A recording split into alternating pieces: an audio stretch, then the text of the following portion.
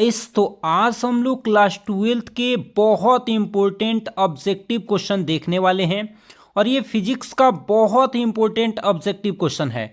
मैं बता दूं कि जितने भी क्वेश्चन मैं आप लोग को करा रहा हूं, इससे मैं आपको ये भी बताते हुए चल रहा हूं कि कहाँ से 2 नंबर के क्वेश्चन आते हैं और कहाँ से 5 नंबर के। और ऑब्जेक्टिव क्वेश्चन को मैं एक एक लाइन के अर्थ को भी बताते हुए चल रहा हूं ताकि आपके एग्जाम में एक भी क्वेश्चन नहीं छूटे। और मैं निश्चित कहता हूं कि अगर यहां से पढ़ के जाते हैं तो एग्जाम का एक रत्ती सा भी क्वेश्चन नहीं छूटेगा। बशर्ते करना क्या है कि पूरे वीडियो में बने रहना है। तो चलिए हम लोग एक एक पॉइंट को समझेंगे कि आखिर 1 नंबर वाले क्वेश्चन कैसे बनेंगे। फिर जहां जहां क्वेश्चन अगर 2 नंबर वाले बनने वाले होंगे वहां भी मैं आप लोगों को बताते हुए चलूंगा ताकि आपके एग्जाम का एक भी क्वेश्चन गलत ना हो। तो चलिए वीडियो को स्टार्ट करते हैं, जिसमें सबसे पहले हम लोग 126 नंबर क्वेश्चन देखेंगे। 125 नंबर तक मैं पहले करा चुका हूं। आपने अभी तक उस वीडियो को नहीं देखा है तो जाके देखिए, क्योंकि बहुत इंपॉर्टेंट मैं बताया हूं। तो चलिए वीडियो को स्टार्ट करते हैं, जिसमें पहला है कि स्वस्थ मनुष्य के शरीर का विद्युत प्रतिरोध कितना होता है। क्या दिया है, 50,000 ओम दिया है कि 10,000 ओम होता है कि 1,000 ओम की 10 ओम। तो मैं बता दूं कि एक स्वस्थ मनुष्य के शरीर का विद्युत प्रतिरोध जो होता है, इसका राइट जवाब जो होने वाला है वो 50,000 होने वाला है। और ये एग्जाम में कई बार पूछा जा चुका है। सबसे पहले हम लोग जान लेते हैं कि विद्युत प्रतिरोध क्या होता है। देखिए विद्युत प्रतिरोध क्या होता है, किसी चालक में बहने वाली धारा का जो विरोध करता है उसी को हम लोग क्या कहते हैं, प्रतिरोध के नाम से जानते हैं। और प्रतिरोध को हम लोग सूचित किससे करते हैं, तो आर से सूचित करते हैं। और इसका एसआई मात्रा क्या होता है, तो इसका एसआई मात्रा क्या होता है, ओम होता है। मैं पिछले वीडियो में मैंने इसके बारे में डिटेल बता रखा है। तो आप लोग को प्रतिरोध का परिभाषा, इसका एसआई मात्रक, इसकी फॉर्मूला और साथ साथ इसकी बीमा भी आप लोग को याद कर लेने हैं, क्योंकि यहाँ से क्वेश्चन आपके एग्जाम में आते हैं। आ जाते हैं 2 नंबर क्वेश्चन क्या दे रखा है, जो कि 127 नंबर है। मोबिलिटी का एसआई मात्रा क्या होता है। देखिए एसआई मात्रा का मैं तो प्रॉपर एक वीडियो डाला हूं, जिसमें आप लोग को 39 मतलब 39 एसआई मात्रक और साथ में मैंने बीमा बताया है। अगर वो 39 को कवर कर लेते हैं तो आपके एग्जाम के 7 से 8 नंबर पक्के हो जाएंगे। तो आपने उस वीडियो को नहीं देखा तो देख लीजिए, जितने भी एसआई मात्रक आएंगे वहां से कवर हो जाते हैं। इसलिए अभी तक वो वीडियो नहीं देखें तो एक बार देख लीजिए। अब आ जाते हैं कि एसआई मात्रक क्या होता है, एम्पियर इंटू मीटर बाई क्या होता है, न्यूटन। दूसरे में सेकेंड बाई क्या, मीटर। तीसरा में meter by second into ampere, और इनमें से कोई नहीं। तो मैं बता दूं कि 127 नंबर का राइट जवाब ए नंबर होने वाला है। मतलब इसका राइट जवाब क्या होगा, एम्पियर इंटू मीटर बाई क्या होता है, न्यूटन होता है मोबिलिटी का एसआई मात्रक। और जितने भी बताया जा रहा है सब इंपॉर्टेंट है भाई। ऐसे कुछ फालतू का मैं आप लोगों को नहीं बताऊंगा जिससे आपका टाइम पास हो और एग्जाम में लॉस हो जाए। तो ऐसा कभी मैं नहीं चाहूंगा। मैं चाहता हूं कि आपके एग्जाम में अच्छा हो, और अच्छा तब होगा जब आप भी अच्छे से पढ़ेंगे। अगला क्वेश्चन देखिए कि 1,000 वाट का हीटर 220 वोल्ट से चिन्हित है, तो इसका प्रतिरोध कितना होगा। ए नंबर होगा कि बी नंबर कि सी नंबर कि डी नंबर। ये फॉर्मूला से डायरेक्ट याद निकालना होता है, जो कि ऐसे क्वेश्चन को मैं प्रॉपर इसके लिए एक वीडियो बनाया था। तो आप लोग यूट्यूब पे सर्च करेंगे न्यूमेरिकल के लिए तो प्रॉपर उसमें मिल जाएगा, जिसमें सारा न्यूमेरिकल आप लोगों को कवर कर दिया गया है। इसका राइट जवाब जो होने वाला है वो डी नंबर बिल्कुल सही होने वाला है। अगला क्वेश्चन देख लेते हैं क्या दे रखा है। विद्युत हीटर में किस पदार्थ का व्यवहार किया जाता है। तांबा का किया जाता है कि प्लेटिनम का, टंगस्टन का, नाइक्रोम का। तो मैं बता दूं कि इसका राइट जवाब जो होने वाला है वो होने वाला है क्या चीज़, नाइक्रोम होने वाला है। अब आप पूछेंगे कि विद्युत हीटर में नाइक्रोम का ही उपयोग क्यों होता है। तो ध्यान रखिएगा कि नाइक्रोम का इसलिए होता है क्योंकि अधिक ऊष्मा देता है। जब इसमें विद्युत धारा प्रवाहित की जाती है नाइक्रोम में, तो यह अधिक ऊष्मा देता है। और आपको हीटर से चाहिए क्या, आप हीटर से चाहते हैं कि ज़्यादा से ज़्यादा ऊष्मा दे, तो ये नाइक्रोम ही होता है जिसमें विद्युत धारा जाएगा तो अधिक मात्रा में ऊष्मा भी देता है। और दूसरा इसका फायदा ये रखता है कि यह इसका गलनांक बहुत ऊंच होता है, लगभग 4,000 प्लस क्या होता है, इसका क्या होता है, गलनांक होता है, जिसके कारण ये खराब भी नहीं होता है। तीसरा बात, इससे ये फायदा मिल जाता है कि इसमें जंग नहीं लगता है, जिसके कारण लंबे समय तक टिका रहता है। तो नाइक्रोम का विद्युत हीटर में नाइक्रोम का प्रयोग करने का 3 फायदा। फायदा नंबर 1 कि अधिक ऊष्मा मिलेगा, दूसरा फायदा ये कि इसका गलनांक ऊंच होता है, तीसरा इसमें जंग नहीं लगता है जिसके कारण ज़्यादा दिन तक यूज कर पाते हैं। तो इससे फायदा है, इसीलिए विद्युत हीटर में किसका उपयोग होता है? नाइक्रोम का होता है। शायद आप लोग नहीं जानते थे अभी, लेकिन अभी आप इसको याद रखिएगा। अब आते हैं हमारे पास 220 वोल्ट और का पर क्या 40 और 60 और 100 वाट के 3 बल्ब हैं। तो इनमें सबसे कम प्रतिरोध किसका है? 40 वाट का कि 60 वाट का कि 100 वाट बल्ब का कि अज्ञात? तो मैं बता दूं कि 130 नंबर का आप भी आइडिया लगा सकते हैं। देखिए क्या पूछ रहा है कि 220 वोल्ट का है जिसमें 40, 60 और 100 वाट के 3 बल्ब लगे हैं। तो इनमें सबसे कम प्रतिरोध किसका होगा? तो सबसे कम प्रतिरोध किसका होगा? जिसका ज़्यादा वाट होगा उसका प्रतिरोध कम होगा। यानी क्या हो जाएगा? इसका राइट जवाब 130 का राइट जवाब क्या होने वाला है? C number. इसमें तो कोई सोचने वाली बात ही नहीं थी।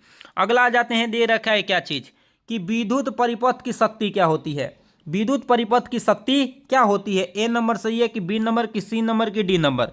आइए कुछ इसके बारे में और हम लोग समझ लेते हैं। सबसे पहले हम लोग जाते हैं कि शक्ति को सूचित किससे करते हैं, तो आप याद रखिएगा पी से। और इसका फॉर्मूला जो होता है क्या चीज़? भी इंटू में क्या होता है? आई होता है। भी इंटू क्या होता है? आई। अब आ जाते हैं कि इसके बारे में और डिटेल पढ़ते हैं कि आई का फॉर्मूला क्या होता है। तो आई का फॉर्मूला होता है भी बट्टा में क्या होता है? आर। तो अगर आई को हटा के हम भी आई आर भी लिखते हैं भी बाई आर, तो क्या फॉर्मूला इसका बनेगा? भी स्क्वायर में आर बन जाएगा। तो एक फार्मूला क्या बन गया? आप लोगों ने देख लिए कि एक फार्मूला हम लोगों ने बना लिया पी का, क्या चीज़? भी स्क्वायर बट्टा में आर। कैसे बना कि हमने आई का मान पुट किया, जैसे ही आई का मान पुट किया तो भी में भी से गुणा हुआ, क्या? भी के स्क्वायर और बट्टा में आर। एक तो ये फार्मूला बन के रेडी है जो कि ऑप्शन में दिखाई दे रहा है, सी नंबर। एक और फार्मूला यहाँ से बनता है, मैं आप लोग को बता देता हूँ। अभी हम लोगों ने पढ़ा कि P बराबर क्या होता है? भी गुणे में आई। और भी बराबर पता है क्या होता है? आई आर होता है। भी बराबर क्या होता है? आई आर होता है। तो आई आर हो गया तो क्या हो जाएगा? आई आई आई के क्या हो जाएगा? स्क्वायर। बट्टा में क्या हो जाएगा? आर। तो ऐसा ऑप्शन बिल्कुल कहीं नहीं दिखाई दे रहा है, लेकिन दोनों फार्मूला याद रखिएगा। तो विद्युत शक्ति के 3 फार्मूले, P बराबर में क्या? भी इंटू आई, और दूसरा भी स्क्वायर बट्टा में आर, और तीसरा आई स्क्वायर इंटू में क्या? आर। और इसका एसआई मात्रक भी थोड़ा जान लेते हैं। इसका एसआई मात्रक, विद्युत शक्ति का एसआई मात्रक क्या होता है? वाट होता है। ये भी आप लोग को याद रख लीजिएगा, बहुत इंपॉर्टेंट है। देखिए मैंने बोला ही कि जहां एक्स्ट्रा पॉइंट आएगा मैं बिल्कुल आप लोगों को समझाते हुए चलूंगा, ताकि आपके एग्जाम में कोई गलती ना हो, आप बहुत अच्छा करें, और हमें उम्मीद है कि आप लोग बहुत अच्छा भी करेंगे। अगला है क्या कि विद्युतीय परिपथ के किसी बिंदु पर सभी धाराओं का बीजगणितीय योग कितना होता है? अनंत होता है कि धनात्मक कि शून्य कि ऋणात्मक होता है? तो मैं बता दूं कि 132 नंबर का राइट जवाब सी नंबर होने वाला है, सी होता है, सी नंबर। क्योंकि आपने किरचॉफ के नियम पढ़ रखा है। किरचॉफ के नियम भी बताता है कि विद्युत परिधीय किसी बिंदु पर सभी धाराओं का बीजगणितीय योग। या आपने एक और नियम पढ़ा होगा जिसका नाम है आवेश की योज्यता का नियम, पढ़ा होगा। आवेश के गुण में बहुत सारे नियम हैं, जैसे आवेश संरक्षण का नियम है, क्वांटमीकरण का नियम है, और क्या? योज्यता का नियम है। तो किसके बराबर होता है? शून्य के बराबर होता है। इसमें कुछ सोचने वाली बात नहीं है भाई, इससे आसान तो कुछ नहीं होता है। अब आ जाते हैं, क्या दे रखा है अगला क्वेश्चन। अगला क्वेश्चन है कि पदार्थ की प्रतिरोधकता के लिए निम्न में से कौन सा सही है? तो मैं बता दूं, ऑप्शन में दे रखा है A number, B number, C number, D number. तो मैं बता दूं कि इसका राइट जवाब जो होने वाला है 133 का, वो ए नंबर होता है। क्या होता है? A number. या इसको ऐसे भी कभी कभी लिख दिया जाता है, जो कि मैं लिख देता हूं, इंपॉर्टेंट है। आर बराबर में लिख दिया जाता है क्या? पी बट्टा में क्या चीज? ए। ये भी लिख दिया जाता है, ये रो है, पी नहीं है, रो है। तो ये कभी कभी ऐसे भी लिख दिया जाता है, जो कि आपको याद रखना है। अब आ जाते हैं इसका एसआई मात्रक और बीमा थोड़ा समझ लेते हैं। तो इसका एसआई मात्रक क्या होता है? ओम इंटू मीटर होता है। क्या होता है? Ohm into meter. पूछ देगा प्रतिरोधकता का एसआई मात्रक क्या होता है? ओम इंटू मीटर होते हैं। इसकी बीमा की बातें करें तो एम एल के पावर 3 होता है, टी के पावर -3 होता है, और ए के पावर -2 होता है। तो ये इसके साथ साथ बीमा भी याद रखिएगा। मैं बार बार बोल रहा हूँ, बीमा और एसआई मात्रक बहुत इंपॉर्टेंट है, जो कि आपके एग्जाम में बहुत ज़्यादा पूछे जाते हैं। तो ये आपको याद रखते हुए चलना है। अब आ जाते हैं, क्या दे रखा है कि विद्युत का सबसे अच्छा चालक निम्न में से कौन है? चांदी है, तांबा है, सोना है, चांदी है। तो इसका राइट जवाब जो होने वाला है 134 नंबर का, वो ए नंबर होने वाला है। क्या चीज़? चांदी। अब आ जाते हैं कि विद्युत का सबसे अच्छा चालक चांदी क्यों होता है? क्या आप लोग कमेंट करके बता सकते हैं? चलिए मैं ही बता देता हूं, ताकि आप लोग नहीं जानते होंगे तो आसानी हो जाएगा। देखिए चांदी इसलिए होता है क्योंकि प्रतिरोध सबसे कम होता है। चांदी का प्रतिरोध क्या होता है, सबसे कम होता है। और दूसरी बात, इलेक्ट्रॉन का प्रवाह इसमें बहुत आसानी से हो जाता है, जिसके कारण चालक में कोई परेशानी नहीं होती है। समझ रहे ना, दो गो फायदा इसका, प्रतिरोध भी कम होता है और इलेक्ट्रॉन का प्रवाह क्या हो जाता है, आसानी से हो जाता है। तो चांदी को हम लोग सबसे अच्छा चालक में 1 नंबर पे रखते हैं। कितने नंबर पे, 1 नंबर पे। और दूसरे नंबर पे आ जाता है तांबा। दूसरे नंबर पे कौन आता है, तांबा आ जाता है। और तीसरे नंबर पे आप याद रखिएगा सोना आ जाता है। और चौथे नंबर पे आ जाता है एल्युमिनियम। तो ऐसे सीक्वेंस आपको याद रखना है तो रख सकते हैं। और मैंने आप लोग को बता दिया था कि देखिए मेरा मकसद एक ही है कि आपके एग्जाम में बेहतर करवाना है। और बेहतर होगा कैसे, जब प्रॉपर हम लोग एक एक क्वेश्चन को समझते हुए चलेंगे।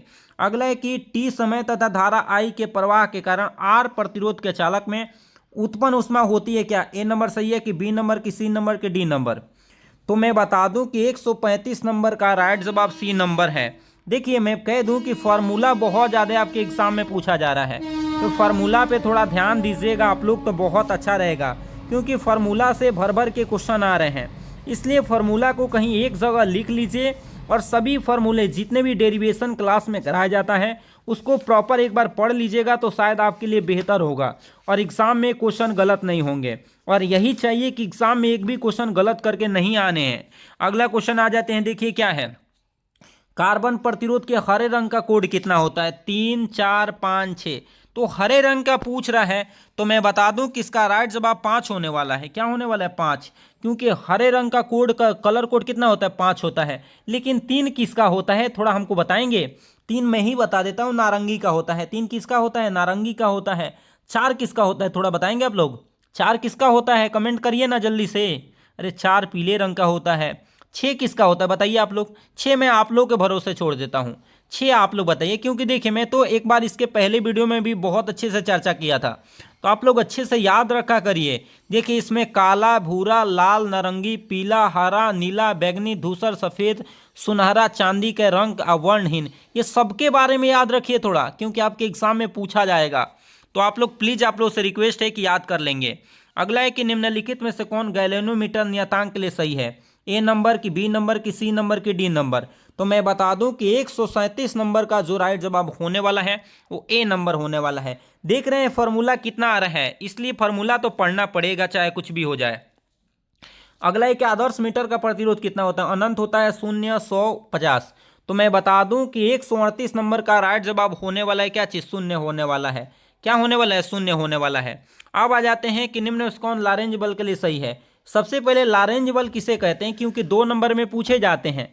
लारेंज बल को समझ लीजिए, जब कोई आवेशित कण किसी विद्युत क्षेत्र या चुंबकीय क्षेत्र में गति करता है तो उस पर लगने वाला जो बल होता है उसी को हम लोग लारेंज बल कहते हैं। क्या कहते हैं, उसी को लारेंज बल कहते हैं। फिर से सुन लीजिए, जब कोई आवेशित कण किसी विद्युत क्षेत्र या चुंबकीय क्षेत्र में गति करता है तो उस पर लगने वाले बल को हम लोग क्या कहते हैं, लारेंज बल के नाम से जानते हैं। और लारेंज बल का फॉर्मूला क्या है, ए नंबर सही है कि बी नंबर की, सी नंबर की, डी नंबर। तो भाई इतना आसान है और एग्जाम में ये पूछा जाता है, कई बार पूछा गया है।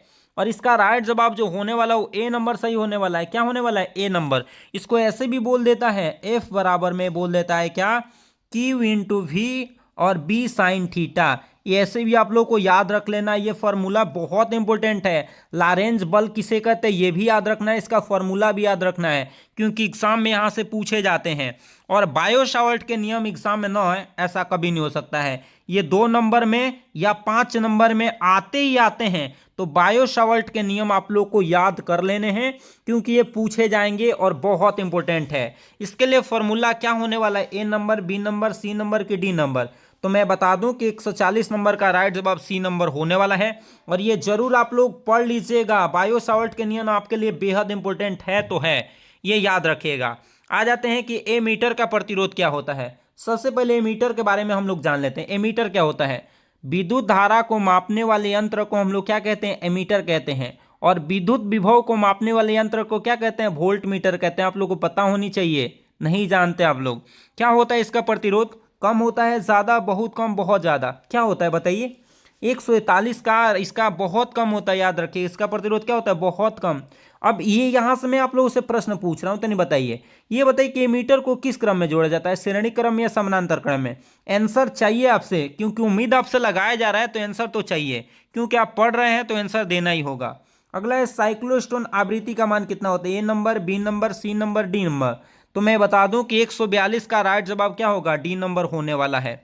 अगला देखिए क्या है कि गॉस का मात्रक क्या होता है, A number, B number, C number की डी नंबर। गॉस किसका मात्रक होता है, 141 का राइट जवाब होने वाला है क्या चीज, तो याद रखिएगा चुंबकीय क्षेत्र और चुंबकीय प्रेरण दोनों के मात्रक होते हैं, इसीलिए क्या हो जाएगा, ए और बी दोनों हो जाएगा। एम्पियर के परिपथ नियम में आप लोग को कह देता हूं कि 2 नंबर में या 5 नंबर में इस साल आ रहे हैं, इसको पढ़ लीजिएगा और इसको सिद्ध करने आना चाहिए आपको, क्योंकि मैं बोल दिया ना कि आ रहा है तो निश्चित समझ लीजिए कि ये क्वेश्चन आ रहा है एग्जाम में और बहुत इंपॉर्टेंट है, इसको पढ़ के जाइएगा, छोड़ के नहीं जाइएगा, तो आपके एग्जाम में बेहतर ही बेहतर होगा। इसके लिए फॉर्मूला क्या होगा, ए नंबर की, बी नंबर की, सी नंबर की, डी नंबर। तो मैं बता दूं कि 144 का राइट जवाब क्या होने वाला है, तो याद रखिएगा डी नंबर, और ये फॉर्मूला निकालना सीख जाइएगा क्योंकि एग्जाम में पूछा जाता है। अगला क्वेश्चन देखिए क्या है कि वोल्ट मीटर का वोल्टेज सुग्राहिता क्या है, A number, B number, C number की, डी नंबर। तो 145 का राइट जवाब क्या होने वाला है, तो ए नंबर बिल्कुल सही होने वाला है। अगला क्वेश्चन देख लेते हैं कि वोल्टेज सुग्राही का मात्रक क्या है, रेडियन बाई मीटर की, रेडियन बाई वोल्ट की, रेडियन की, इनमें से कोई नहीं। तो 146 का राइट जवाब क्या होने वाला है, तो बी नंबर बिल्कुल सही होने वाला है, अच्छे से पढ़ लीजिएगा। अगला है दो समानांतर धारावाही चालकों के बीच बल क्या होता है, A number, B number, C number, D number. तो 147 का राइट जवाब ए नंबर होने वाला है। तो अच्छे से जितने भी क्वेश्चन मैं आपको बताया ये सब के सब इंपॉर्टेंट है और पढ़ लीजिएगा, क्योंकि यहाँ से क्वेश्चन एग्जाम में पूछे जाते हैं। आप लोग छोड़ के जाइएगा तो समझ लीजिए कि अच्छा नहीं करिएगा। इसी के साथ मिलेंगे अगले वीडियो में, तब तक ले जय हिंद।